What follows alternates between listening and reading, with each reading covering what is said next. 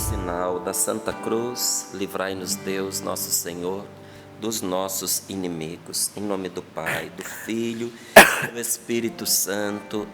Amém. Lamentações, capítulo 3, versículos do 25 ao 26. Diz assim: imensa é a bondade do Senhor com quem o espera e procura. Imensa é a bondade do Senhor com quem o espera, com quem o procura. Importante é aguardar em silêncio o socorro do Senhor. Importante é aguardar em silêncio o socorro do Senhor. Para quem tem o livro A Luta de Cada Dia, está na página 26, dia 2, e essa palavra está logo ali, grifada, e diz assim, não é? A tradução, se eu não me engano, da Ave Maria. Eu digo se não me engano porque quando eu preparava o livro eu tinha umas 4 ou 5 Bíblias diferentes ali na minha mesa. E diz assim: o Senhor é bom para quem nele confia, para a alma que o procura. Bom é esperar em silêncio o socorro do Senhor. Bom é esperar em silêncio o socorro do Senhor. Palavra do Senhor. Graças a Deus. Vou pedir a você para fazer a correção no seu livro. Eu vou pedir para alguém mostrar aqui o meu. Quem pode? Celso mesmo? Então olha aqui, Celso. Porque a citação aqui está errada, tá? Então risca e coloca na frente, como eu fiz. Lamentações, capítulo 3, versículos do 25 ao 26, senão você vai rachar de procurar e não vai encontrar, tá bom? Lamentações 3, 25 e 26, e para você ver, mesmo tendo escrito, eu também estudo. Olha como é que está o meu livro. Ontem, rezando, eu marcava e louvava a Deus, porque essas verdades não são verdades apenas que eu ensino, são verdades que eu aprendo. É Deus que fala conosco, ao nosso coração. E a partir da sua palavra vem dizer para nós, vem dizer para mim, vem dizer para você, que o Senhor é bom para quem confia nele, não é? Imensa é a bondade do Senhor com quem o espera. E esperar aqui é confiar nele, é ter esperança nele. Gente, a nossa esperança não está nas coisas. Tem gente que fica na esperança das viradas. Vou esperar essa situação aí de virar. Ótimo, que bom que você é otimista. Mas existe uma esperança que decepciona, que é aquela esperança posta nas coisas, porque nem sempre as coisas acontecem como nós esperamos, não é? E ainda assim é melhor do que não ter esperança nenhuma. Mas qual é a esperança que não decepciona? Porque a palavra de Deus nos diz que a esperança não decepciona. É a esperança depositada em Deus. Agora, se você deposita a sua esperança em coisas, nem vai demorar muito, você vai se decepcionar. Aliás, tem muita gente que carrega o coração recheado de decepções. Só que você nunca se decepcionou com alguém em quem você não esperou nada. Você se decepcionou justamente porque você esperou, entendeu? Então, como é que pode que a esperança não decepciona? Decepcionou a muitos, porque a esperança, assim também como a fé, nós temos que saber em quem colocar. Eu tenho esperança nas pessoas, por causa da esperança que eu tenho em Deus. E aí, mesmo quando alguém em quem eu confiava me decepcionou, isso não me arrasa, mas no passado já arrasou, agora não mais. Porque a minha confiança não está naquela pessoa em si, mas está no Senhor que rege todas as coisas. E se de alguma maneira a pessoa me decepcionou, fez o mal contra mim, eu sei, não é só que eu espero, eu sei que Deus fará que aquela injustiça concorra para o meu bem. Então parei de me degladiar com as pessoas. Porque se me pergunta se eu bati a boca, eu não perdi a oportunidade. Não perdia. Se provocasse, se puxasse a minha língua, se falasse uma coisa que eu achava que não era correta, sobretudo situações de injustiça, ixi, era na hora. Não tinha medo nenhum. E continuo não tendo. Não tinha aquele chamado respeito humano, né, entre aspas, porque respeito humano não significa respeito ao ser humano. Respeito humano significa covardia de se posicionar por causa do que as pessoas vão pensar, o medo de desagradar os outros. Então, isso aí nunca foi obstáculo para mim, não. Mas então por que parou de se degladiar com as pessoas? Porque eu percebi que não tem fruto bom disso em situação alguma. Ah, mas tem situação que se a gente discute ali, é boa. Teria sido melhor se ficasse calado. E eu fui aprendendo isso na prática. Que quando a situação não é de diálogo, não é de busca de acerto, não é de comunhão, mas é litígio, é discussão, é briga, é para ver quem ganha razão sobre o outro, a melhor coisa que você faz é calar e aguardar em silêncio o socorro do Senhor.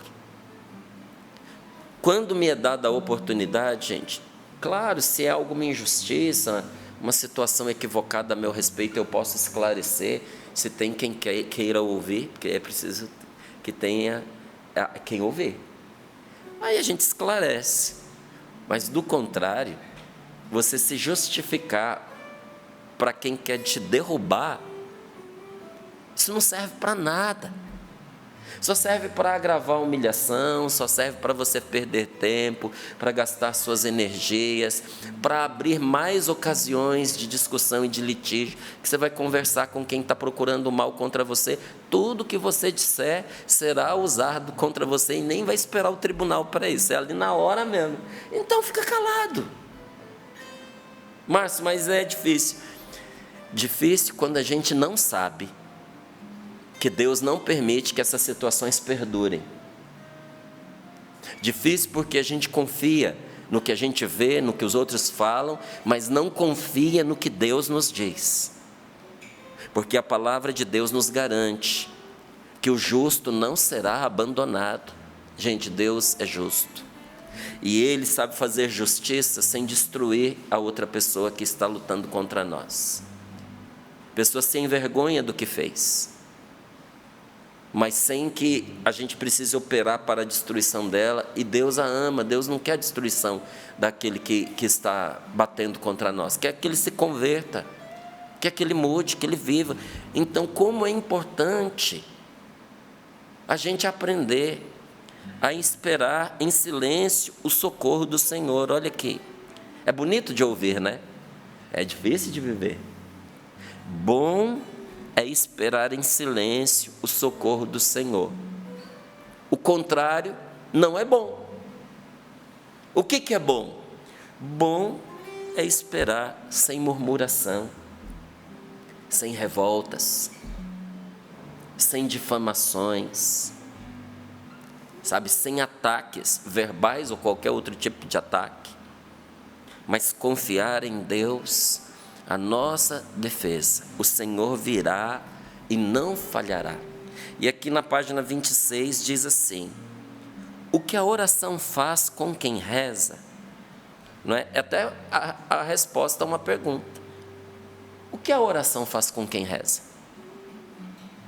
Porque não é possível que não faça nada, não é? Você é uma pessoa de oração? Se não é, olha, me permita dizer, deveria ser.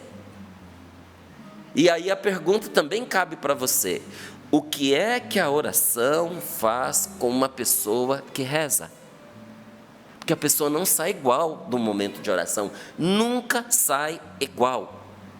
O que acontece com você quando você reza por você, quando você se põe na presença de Deus e também quando você reza pelas outras pessoas. Porque quando você se coloca em oração, algo acontece com você.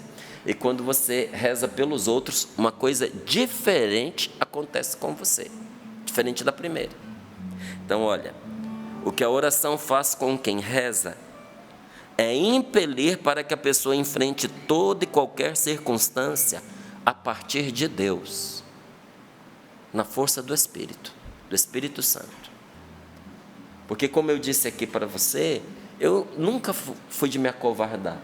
Eu sempre enfrentei as situações, não é? As circunstâncias, mas eu as enfrentava na força do braço, na força da garganta, a partir de mim mesmo. Terminava a discussão, era pedaço para todo lado, meu e dos outros. A pessoa fica com medo de você. Aí passa o tempo, você vai entendendo que você não venceu, você perdeu aquela pessoa. Você ganhou a discussão, mas perdeu o relacionamento. Você ganhou a discussão, mas perdeu aquela pessoa para Deus. Perdeu de levá-la para Deus. E às vezes até se tornou um obstáculo. Porque a pessoa olha para você e diz assim: esse que é um homem de Deus e fez isso, quero distância desse tipo de gente. E olha, leva um tempo para Deus quebrar o que foi formado no coração da pessoa para isso. Então, o que fazer? Enfrentar, sim, toda e qualquer circunstância, mas a partir de Deus. Não na força do grito, não na força do ódio, não na força do braço, mas na força do seu espírito. E agora, em relação a rezar pelos outros, não é? E quem pretende levar os outros por este caminho, precisa primeiro se converter. Quem quer levar as pessoas a uma experiência de Deus, você é mãe, você é pai, você é avó, você é padrinho, madrinha, você é professor, você é referência para alguém, as pessoas olham para você, se espelham em você. Tem alguém que você ama, que você sabe que a pessoa precisa de uma mudança na vida dela, abrir-se espiritualmente. Então, olha, quem pretende levar outros por este caminho precisa primeiro se converter e aprender a permanecer na presença do Senhor. Do contrário, não conseguirá.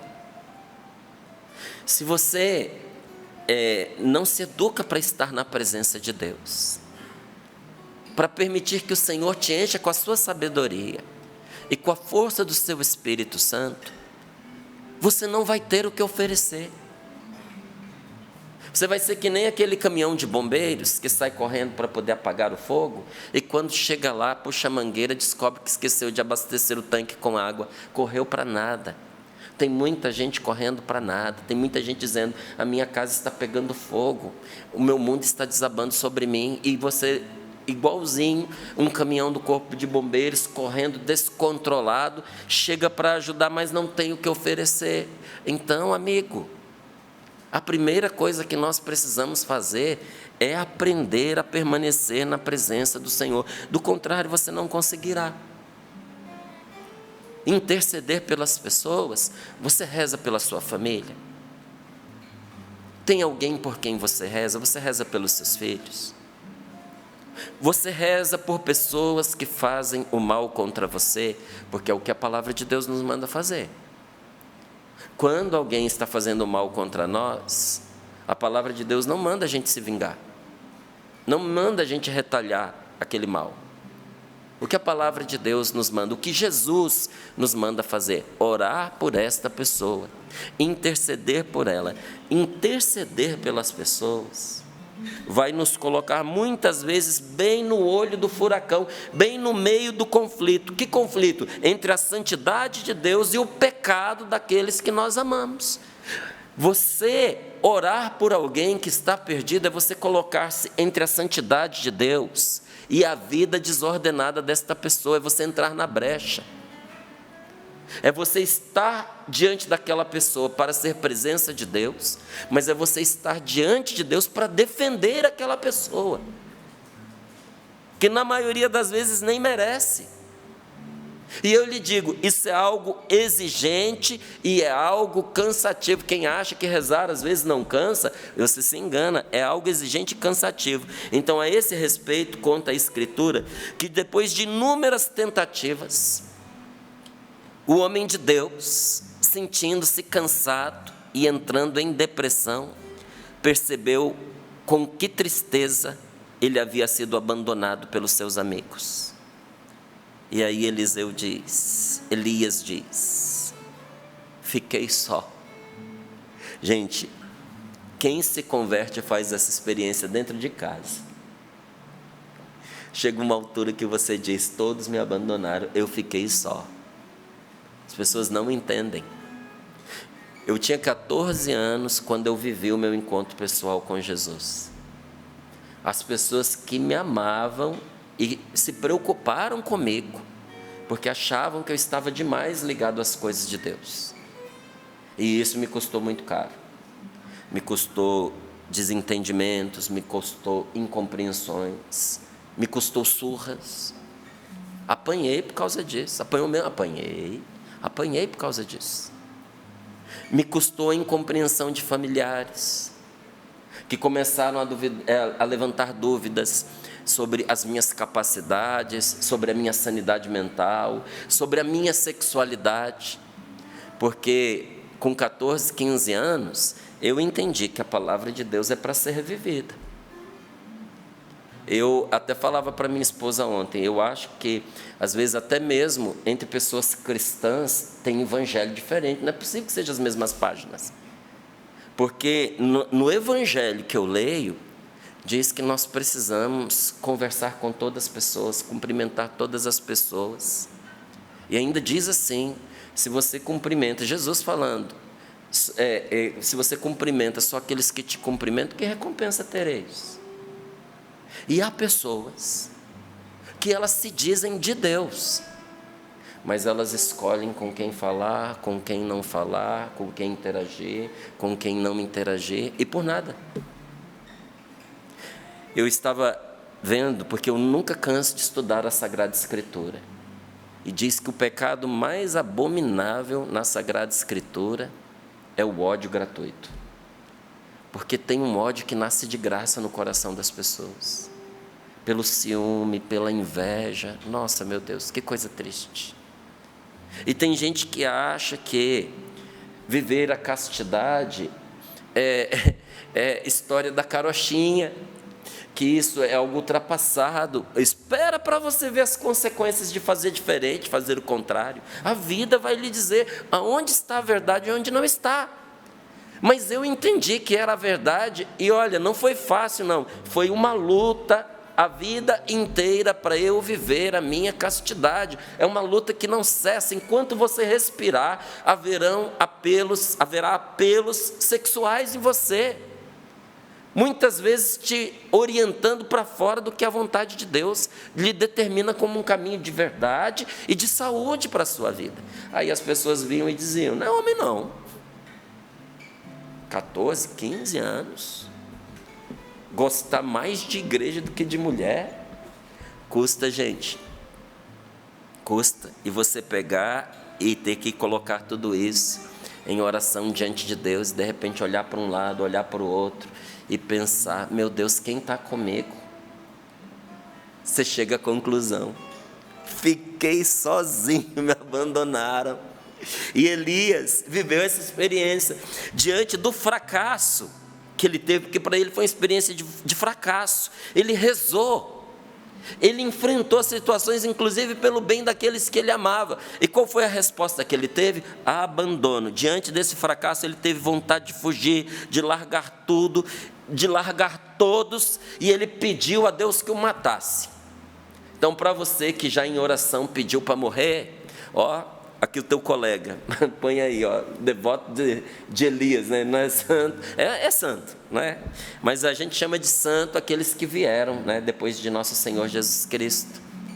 Mas é um homem santo, o Elias, do Antigo Testamento. Você pode dizer, esse daí é parceiro, também teve vontade de morrer, só que ele não pensou em se matar. Ele chegou diante de Deus e disse: me mata, eu quero morrer. E Deus ouve a sua oração. Você acha que Deus não ouve? Deus ouve, ouviu a oração de Elias, mas não fez o que ele pediu. O Senhor o atendeu de outro modo. Deus vem a ele, renova suas forças, transforma o seu momento de desconsolo, transforma aquele momento de derrota numa experiência de recomeço, de superação. E avisa para Elias: olha, Deus refaz as forças dele, para você ver como Deus é nosso amigo. Ele pediu para morrer, Deus põe ele de pé e diz: agora que você está inteirinho de novo, fique esperto, porque o seu caminho não será fácil, há um longo caminho pela frente. 1 Reis, capítulo 19, versículo 7. Elias, mesmo avisado, desanimou de novo, intocou-se numa caverna e disse: eu só saio daqui para fazer alguma coisa quando eu sentir de novo a presença de Deus. Porque ele tinha caído, e Deus foi lá e restaurou ele, ele gostou, porque é bom.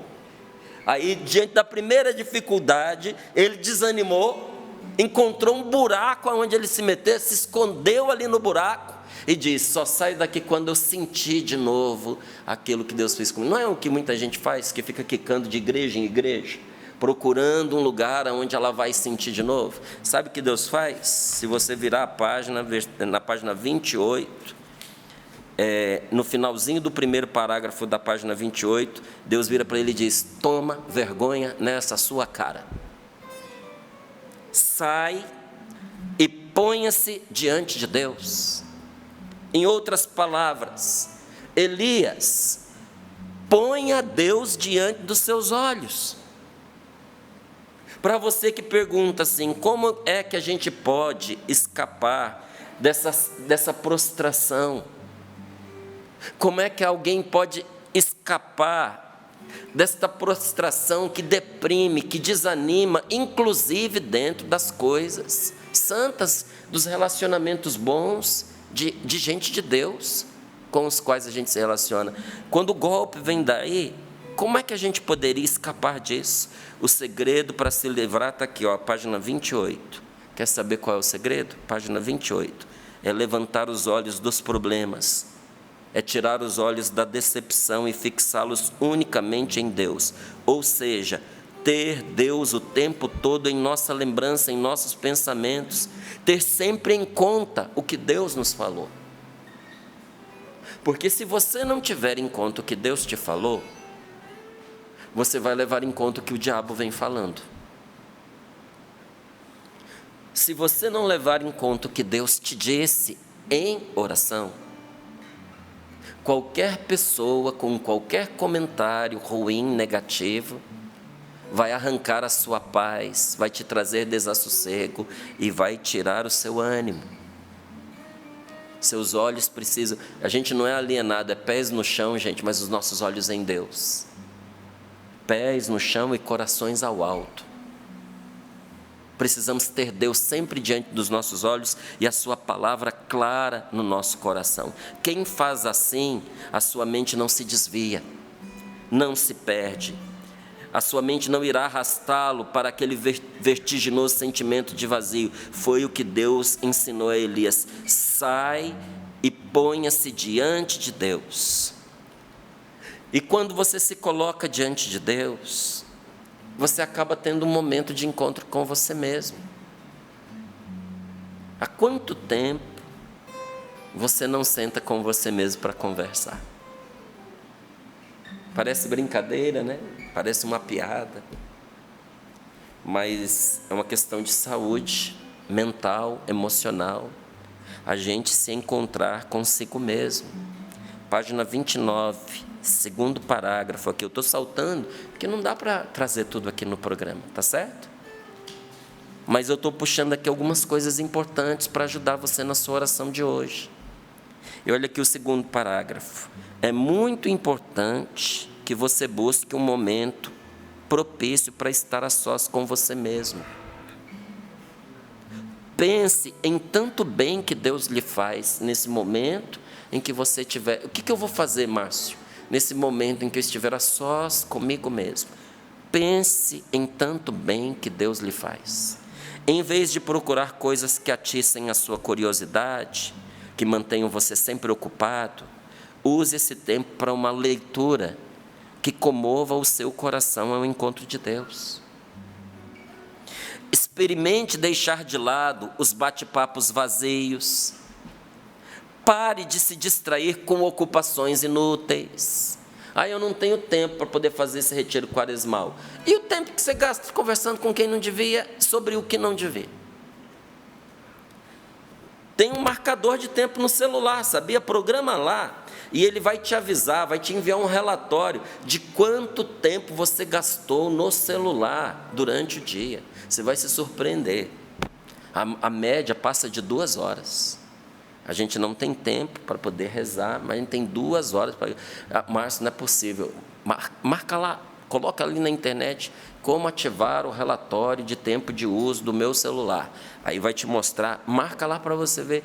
Experimente deixar de lado as ocupações inúteis. Fuja das rodinhas de fofoca e das pessoas que se ajuntam para reclamar de tudo. Logo, logo você vai notar que há tempo de sobra para fazer uma experiência de oração que vai tornar você uma pessoa mais sábia, uma pessoa mais bondosa, pois ninguém fala com sabedoria, senão quem sabe calar quando deve. Quem não sabe se calar, não tem coisas sábias a dizer. Se você virar a página, são pepitas de ouro que estão aqui nesses capítulos, hein? Diz aqui, olha, o que mais descansa o coração. Você que anda aflito, angustiado interiormente, sem saber o que fazer, nada descansa tanto o coração quanto o costume de ter um tempo para estar em silêncio diante de Deus. Mas quem não sabe calar, sente-se entediado quando tenta. Porém, eu asseguro que se você insistir, até que esse modo de rezar se torne um hábito em seus dias, e se você lutar para que nada, nem ninguém roube esse tempo de você, ele vai se tornar na sua vida uma fonte inesgotável de força, de recuperação física, de recuperação mental, de recuperação interior, de recuperação emocional, e tornar-se-á um amigo fiel e um poderoso defensor. E aqui na página 32, por isso que eu digo para você que tem coisas que estão só neste livro. Olha lá na página 32. Como é que eu posso fazer para eu silenciar diante de Deus? Para eu fazer esse tipo de oração? Até respirar ensina aqui, olha. Para isso, sente-se confortavelmente, feche os seus olhos. Acalme a sua respiração, inspirando e expirando lentamente. Ao inspirar, faça como quem se enche da presença e da paz de Deus. Ao expirar, entregue-lhe todas as suas preocupações e distrações. Se surgir algum pensamento incômodo, apresente-o a Deus e retorne a sua atenção ao Senhor. Continue por 5 a 7 minutos ou até perceber que o seu coração se aquietou. Os monges nos mosteiros e os antigos mestres da espiritualidade ensinavam a gente a acalmar o nosso corpo na presença de Deus, porque a gente não reza só com a alma, a gente reza com o corpo também. E olha, uma das coisas mais preciosas da oração é a graça e a felicidade de você poder conseguir ouvir o Senhor. Há um ensinamento que ele afirma o seguinte, que Deus está aguardando no mais íntimo do meu coração para poder falar comigo. E eu lhe digo, nessa manhã de hoje, Deus está aguardando no mais íntimo do seu coração para poder falar com você, para poder falar comigo. Tudo o que eu precisava era parar, era me aquietar para ouvir a sua voz. Sabe onde é que eu aprendi isso? Eu aprendi isso há 36 anos atrás no meu grupo de oração. Eu aprendi isso no grupo de oração. E eu achei que seria muito fácil, porque eu ouvia todo o grupo de oração, tinha testemunho, as pessoas falando que ouviram o Senhor e traziam uma palavra que tinham tirado no momento de oração e contavam as revelações que Deus lhes havia feito, e eles contavam aquilo com tanta facilidade que eu achei que era fácil. E então eu mergulhei em momentos de oração, eu fiz a minha experiência, e ali eu fui procurando ficar quieto, me aquietar interiormente, aquietar meus pensamentos, aquietar meu coração. Você já tentou? Mas mal eu havia começado, e eu fui percebendo que esse combate espiritual que a gente fala, ele existe, ele é real. Você mal começa a se colocar em oração e a tentar silenciar, vem uma saraivada de tentações que caem sobre você. São barulhos de fora, são barulhos de dentro, exigindo a sua atenção, exigindo a minha atenção, ao ponto que eu não conseguia ouvir nada a não ser barulho, a não ser distração. Era alguém que batia na porta, era alguém que me chamava, era uma pessoa que ligava o rádio, que ligava a televisão altos, gente discutindo, gente brigando, gente que normalmente fica calada, mas começa a brincar, a contar piada, a dar gargalhada, junto da porta, no momento que você está rezando. Já fez essa experiência? Já aconteceu com você também? Conta para a gente. Vozes, e interiormente também, vozes de acusação, me diziam os meus pecados, o quanto eu era indigno da voz de Deus. Na hora da oração vinham os piores pensamentos, os mais indecentes, os mais profanos, iam enchendo ali a minha cabeça. E o sentimento que minha oração trazia naquela hora, o sentimento que me vinha diante desses embates, era que a minha oração estava caindo no vazio, e que não tinha nada para eu escutar ali. Era uma verdadeira guerra.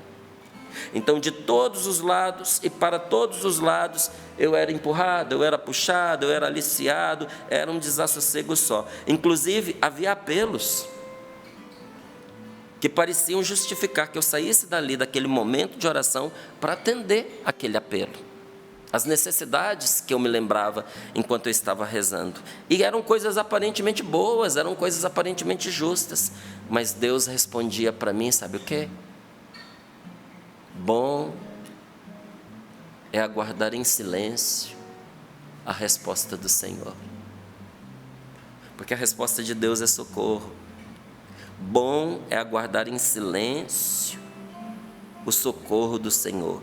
Daí rebentavam as preocupações com o que eu tinha que fazer, trabalhos, deveres, responsabilidades, mas também havia a voz de Deus dizendo: o Senhor é bom para quem o procura, o Senhor ampara o que nele confia.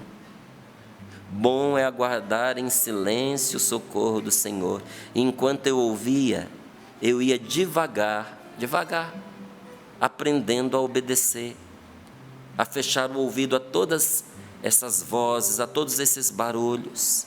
E eu percebi depois de algum tempo que essas vozes tumultuadas, elas começaram a cessar, até que elas se extinguiram completamente. De vez em quando eu volto, mas elas se extinguiram completamente, em uma voz mansa, suave, poderosa, começou a falar dentro de mim, dentro do meu coração, com ternura, com poder, trazendo-me uma paz, trazendo uma tranquilidade inabalável. Você não gostaria de fazer essa experiência?